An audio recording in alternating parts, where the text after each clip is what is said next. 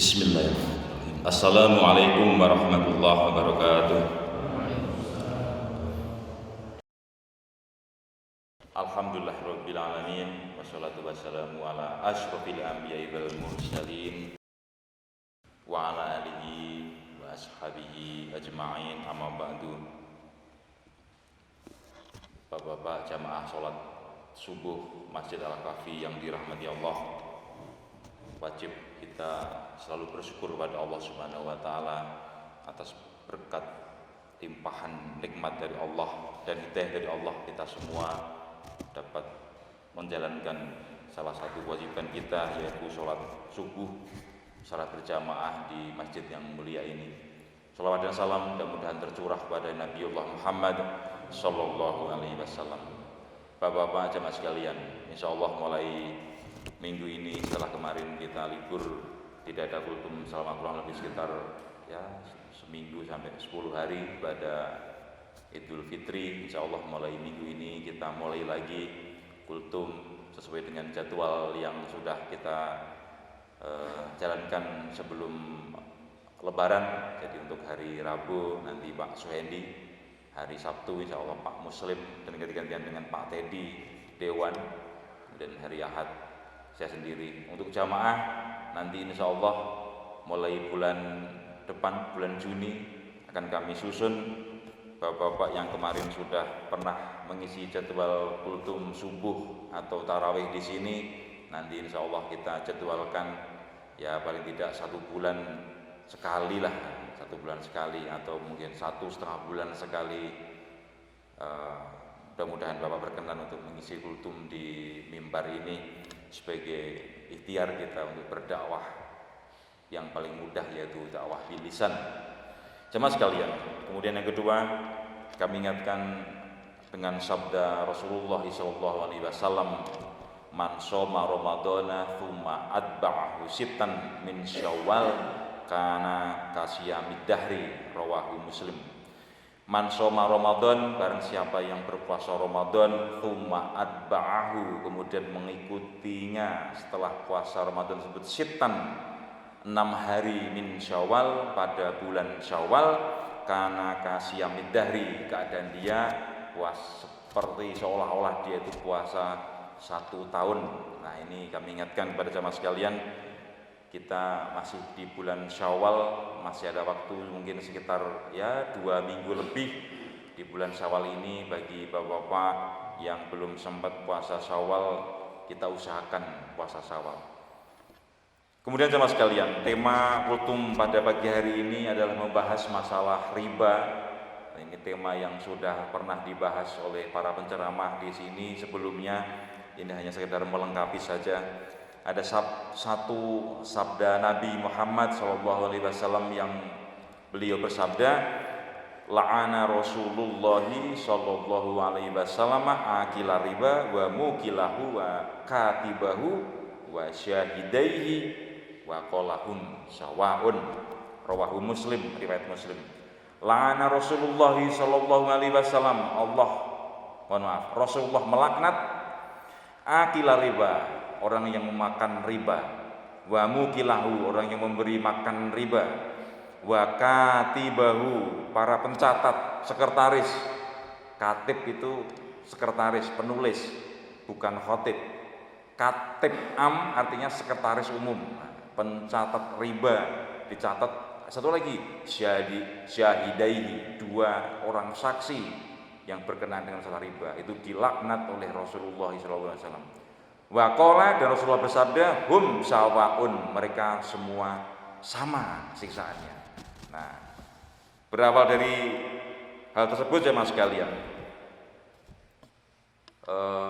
kami dari DKM Al-Kahfi merasa bahwa rupanya di warga kita, sebagian juga jamaah masjid ini, ada beberapa orang yang ternyata masih tergantung kepada praktek riba. Apa itu riba? Secara bahasa, riba itu artinya bertambah atau bertumbuh. Bertambah atau bertumbuh. Mungkin secara gampang dimaknai orang yang hutang kemudian ada tambahan nilai maka itu disebut dengan riba. Riba ini hal yang penting perlu kita sampaikan, karena apa? Salah satu larangan Allah yang tercantum di dalam Al-Quran ialah larangan memanfaatkan riba, larangan memakan riba.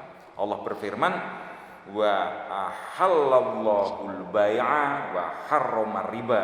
Itu di surat Al-Baqarah ayat 275. Wa ahallallahu, dan Allah menghalalkan al-bai'a, jual beli, wa harrama, dan dia mengharamkan ar-riba, mengharamkan riba. Dulu jamaah sekalian, riba ini seperti apa ceritanya? Nah, kalau kita baca sejarah riba ini dulu di zaman jahiliyah, ketika sebelum turun larangan riba, dulu di zaman Nabi itu orang bisa pinjam ke orang lain, untuk usaha, dikasih waktu, tenor waktu misalnya 1 bulan atau 2 bulan. Nah, kalau orang yang pinjam tadi meminjam mengembalikannya kurang dari waktu tenor peminjaman, kesepakatan 1 bulan misalnya, ternyata dia mengembalikan kurang dari 1 bulan, itu tanpa bunga. Nah, yang menjadi bunga itu adalah ketika waktunya sudah habis, sudah waktu 1 bulan, ternyata si peminjam belum bisa mengembalikan. Oleh si pihak yang meminjamkan tadi dikasih waktu, mungkin kalau begini, oke, Anda saya kasih waktu lagi 1 bulan lagi. Nah, perpanjangan waktu 1 bulan lagi, tetapi syaratnya Anda harus memberikan nilai lebih. Nah, itulah riba. Kalau zaman sekarang tidak, zaman sekarang utang ke bank, utang ke bank itu di awal pun sudah disetit, Anda harus memberikan bunga untuk peminjaman misalnya sekian persen. Nah, misalnya zaman sekarang kalau sudah agak normal itu, kalau bunga pinjaman mungkin bisa sekitar 10, ya 9, 10, 11 sampai 12% kalau di bank yang normal. Karena bunga itu ada 2, bunga pinjaman dan bunga simpanan. Kalau menyimpan mungkin sekitar ya 6-7% lah, deposito itu mungkin sekitar segitu. Nah, selisihnya itu keuntungan bagi bank.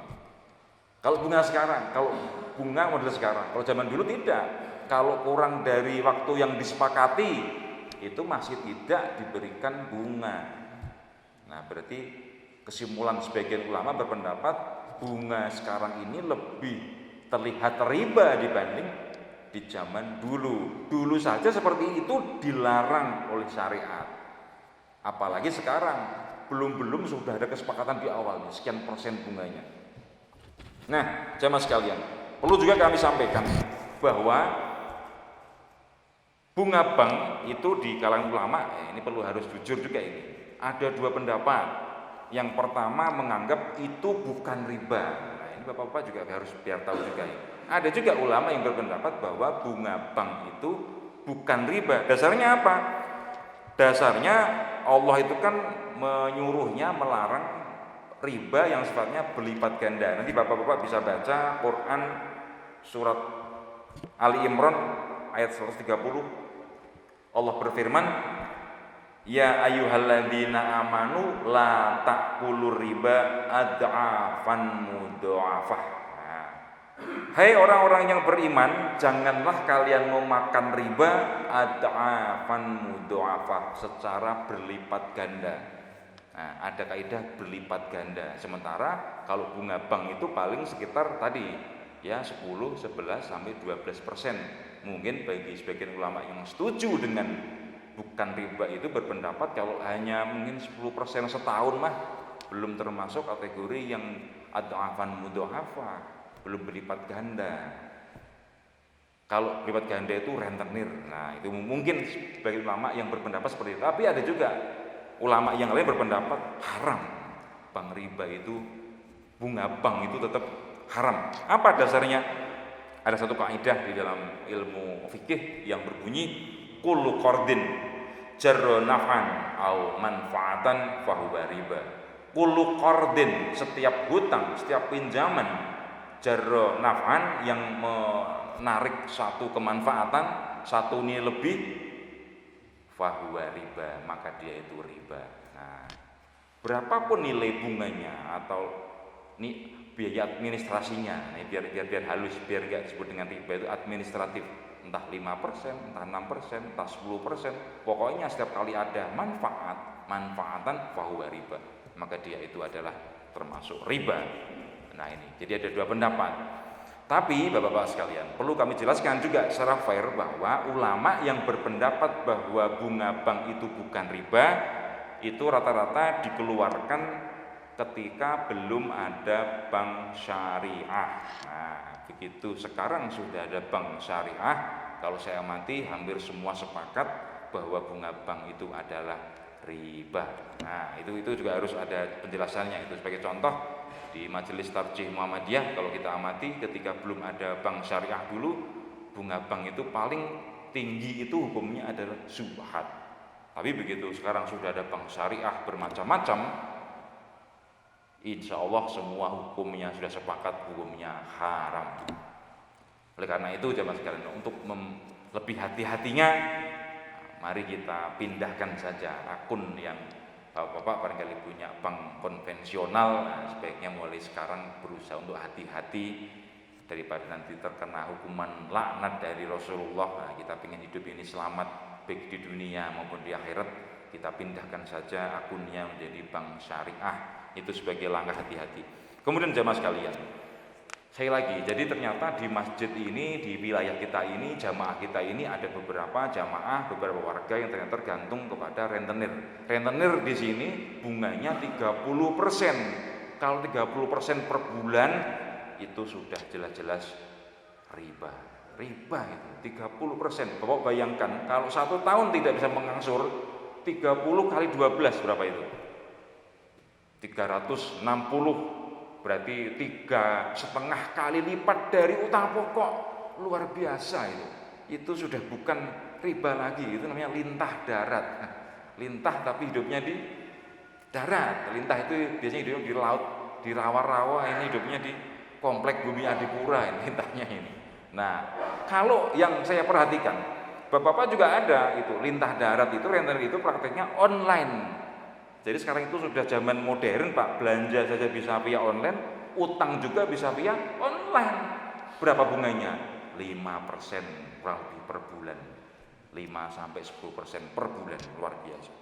Nah, di sini jamaah sekalian, sebagai wujud tanggung jawab moral DKM kepada jamaah, kami mencoba menawarkan ini sih, bukan solusi sebenarnya, ini hanya sebagai obat penghilang rasa sakit sajalah yang kami luncurkan dengan nama program Pintar, program pinjaman tanpa riba. Nah, beberapa ketentuannya, yang pertama, ini difokuskan khusus untuk jamaah Al-Kahfi dulu. Nah, nanti kalau jamaah Al-Kahfi sudah clear semuanya, nggak ada yang pinjam, mungkin yang warga-warga, mohon maaf, yang non muslim, mungkin nanti kita kasih penawaran. Karena kemarin ada juga warga yang tanya, Pak, saya warga non muslim, saya boleh nggak pinjam program masjid itu? Ada yang tanya seperti itu. Ya saya jawab, sebentar, warga jamaah dulu yang kami prioritaskan. Yang kedua, maksimal hutang hanya 1 juta. Nah, tadinya ini saya kelola pribadi Pak jamaah sekalian, karena ini pakai uang saya pribadi tadinya itu. Nah, begitu saya sampaikan di mimbar ini lewat pengumuman ketika Ramadan kemarin, begitu turun dari mimbar, rupanya banyak jamaah, Pak, saya ikut mendukung Bapak, kalau butuh dana nanti saya siapkan. Oke, kalau sudah ada beberapa jamaah yang dengan kesadaran ikut membantu, sudah, yang ngelola jangan saya, nanti pusing juga ngelola hutang warga ini. Akhirnya saya sampaikan kepada Baitul Mal untuk mengelolanya. Program ini tanpa bunga, ada 4 nih, tanpa bunga, tanpa potongan, kemudian tanpa jaminan, terakhir tanpa bunga, tanpa potongan administrasi, kemudian tanpa potongan, tanpa jaminan. Nah, ini kan mudah sekali. Jadi begitu bapak-bapak datang, harapan saya itu 5 menit cair, gitu harapannya itu, kayak apa namanya di bank ya. Hutang datang 5 menit cair. Karena apa? Saya ingin apple to apple dengan rentenir. Rentenir itu bapak-bapak kalau mau hutang itu cuma liatin fotokopi KTP, cair berapapun nilainya, lebih dari 1 juta, mau 2 juta, mau 3 juta, 5 juta dikasih. Yang penting bunganya 30%. Nah, ini kita ingin memberikan layanan yang walaupun biar apa ya istilahnya itu, biar menyaingi rentenir, tapi kami tanpa bunga, kami ikhlas, berusaha ikhlas. Kemudian jamaah sekalian, selanjutnya beberapa ketentuannya, jamaah bisa hutang yang kedua kali, ini teknis ini. Syaratnya hutang yang pertama lunas dulu. Nah, biasanya di kita itu hutang pertama itu hutang, nanti begitu sudah setengah jalan, Pak saya mau hutang lagi, top up, tambah lagi hutangnya. Nah ini biar tidak bertumpuk-tumpuk seperti itu, bagian dari belajar untuk tanggung jawab. Sebaiknya yang pertama lunas dulu, baru nanti bisa hutang lagi.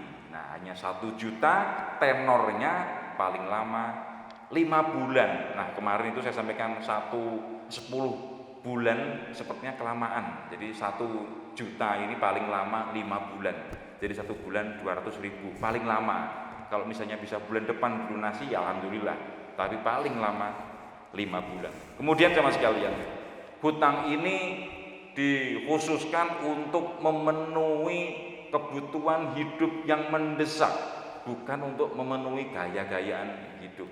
Pengen ganti HP, hutang ke Baitul Mal, waduh Pak malu nanti kita, karena tanpa bunga handphone saya ini Xiaomi, pengen ganti yang Samsung yang terbaru, yang kameranya handphonenya itu ada 6, wah di belakang itu kamera semua, harganya naik 1 juta, pinjem lah ke Baitul Mal, wah Pak. Ya mohon maaf ya, itu bukan untuk keinginan hidup, bukan untuk menikah hidup, tapi ini untuk memenuhi kebutuhan hidup. Karena nanti setiap yang berhutang akan ditanya oleh pengelola, Anda hutang untuk apa? Kira-kira kebutuhan yang mendesak itu apa? Misalnya untuk biaya sekolah, apa nggak bisa makan atau bagaimana? Nah itu harus jelas. Kemudian jamaah sekalian, kami juga menerima titipan dari para donatur. Jadi kalau bapak-bapak jamaah sekalian sekiranya nanti punya dana lebih daripada ditabung, ini ada program seperti ini, barangkali itu sebagai wasilah jalan kebaikan jamaah sekalian, kami siap menerima sebagai donatur. Jamaah sekalian, perlu kami tegaskan bahwa program donatur ini sifatnya memberi pinjaman kepada Baitul Mal. Jadi kami mohon maaf, kami tidak meminta infak sedekah dari untuk kebutuhan ini, tidak. Ini statusnya adalah peminjaman. Jadi nanti kalau donatur suatu saat nanti akan mengambil uangnya, kami akan kembalikan insya Allah full. Nah, kami berusaha amanah. Bagaimana kalau ternyata misalnya peminjam itu tidak mengembalikan 100%? Nah ini Pak, ini di kita itu masalahnya itu begini. Kalau pinjam ke rentenir, orang itu akan semangat untuk mengembalikan. Tapi begitu pinjamnya itu ringan, diberikan fasilitas, malah hari-hari biasanya itu. Nah itulah ini di masalah kita itu. Nanti sajalah. Nah padahal seharusnya kalau diberikan kemudahan itu harusnya juga semangat agar cepat lunas. Jamaah sekalian, hutang itu perkara yang juga berat. Saking beratnya, kalau bapak-bapak jamaah perhatikan ayat Al-Quran yang paling panjang sendiri itu adalah membahas masalah hutang. Ada di Quran surah Al-Baqarah ayat 282, itu satu halaman itu enggak terputus itu. Hanya khusus membahas masalah hutang piutang, bahwa hutang harus ada pencatatnya. Pencatatnya itu 2 orang. Nah, itu di Quran surah Al-Baqarah. Satu itu. Yang kedua, pentingnya hutang ini. Rasulullah itu tidak mau menyolati orang yang meninggal punya hutang. Nah ini hati-hati nih Pak. Jadi bapak-bapak sebaiknya ngomong nyawa masih dikandung badan, masih mampu. Nah kalau punya hutang mulai hari ini sebaiknya cepat-cepat dilunasi. Karena apa? Rasulullah saja tidak mau menyolati. Artinya apa? Rasulullah tidak mau mendoakan orang yang meninggal dalam kondisi punya hutang. Hati-hati ini jamaah sekalian. Kemudian jamaah sekalian, kalau di zaman Nabi, di zaman sahabat, bagaimana kalau orang meninggal punya hutang? Zaman dulu itu orang yang punya hutang itu meninggal, hutangnya dibayari oleh Baitul Mal. Kalau zaman dulu seperti itu. Silakan nanti bapak-bapak baca sejarah khalifah, sejarah zaman Nabi. Ya, tapi rasa-rasanya kalau Baitul Mal masjid kalau harus menanggung hutang jamaah sekalian, kalau yang meninggal wah ya repot juga. Kasnya belum mencukupi masalahnya itu.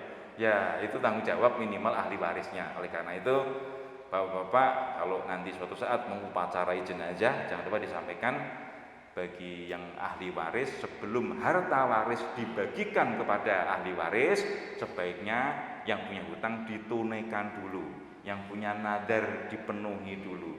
Itu dulu sebelum dibagikan hartanya untuk ahli waris. Kemudian ada lagi satu kaidah, matlul ghani zulmun. Nah, orang yang punya hutang tapi ditunda-tunda sementara dia sudah mampu untuk membayar, itu zulmun, itu bentuk kezaliman. Nah, sekali lagi, orang yang punya hutang sudah mampu tapi diengke wae, itu zulmun, itu praktek kezaliman. Nah, itulah beberapa kaidah terkait dengan masalah hutang ini. Sekali lagi, hutang itu hubungan antara manusia dengan manusia, itu dosanya lebih berat Bapak dibanding pada Allah. Kalau pada Allah itu kita misalnya sholat diperlambat, nanti kita istighfar, bertobat, nanti tidak diulangi lagi, insya Allah Allah itu tawwabun rahimun, Allah maha penerima taubat, Allah maha pengasih, maha penyayang. Tapi kalau dengan manusia itu sebaiknya diselesaikan ketika hidup di dunia. Bapak-bapak misalnya punya orang yang tidak disukai, dibenci misalnya, ya sebaiknya minta maaf selama masih di dunia, termasuk urusan masalah hutang piutang sebaiknya diselesaikan selama kita masih hidup. Kalau sudah meninggal nanti Pak, repot. Nah, terakhir jamaah sekalian, saya lagi kami ingatkan kepada jamaah sekalian, mari kita perbaiki diri kita. Ya, rentenir tadi memang sebaiknya dulu sudah pernah dipasang juga di depan itu, saya bikin spanduk, agen rentenir dilarang masuk. Masalahnya kan bukan rentenir yang nggak mau masuk, tapi warga kita yang pengen hutang, akhirnya tetap mengundang mereka, ya ketemu di luar sana atau ketemu juga di dalam sini. Nah, sebaiknya jemaah sekalian, mari kita membantu tetangga kita, barangkali ada yang kesulitan.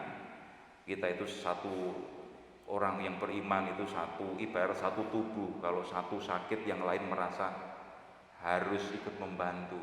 Jangan sampai cuek kepada tetangganya, jangan sampai tidak mau tahu ada saudaranya yang tidak bisa makan, tetangganya nggak bisa makan akibat kena PHK pandemi barangkali. Mari kita membantu, apapun sedikit pun bantuan yang kita berikan itu mudah-mudahan dapat menjadi wasilah kita selamat di akhirat. Amin ya rabbal alamin. Terakhir jemaah sekalian, insya Allah nanti hari Rabu itu tanggal merah, itu ada gerhana bulan.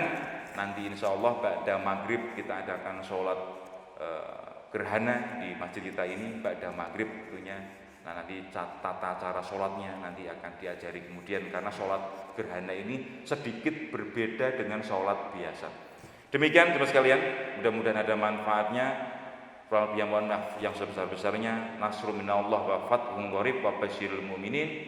Wabillahi taufiq wal hidayah wa ridha wal inayah. Wassalamualaikum warahmatullahi wabarakatuh.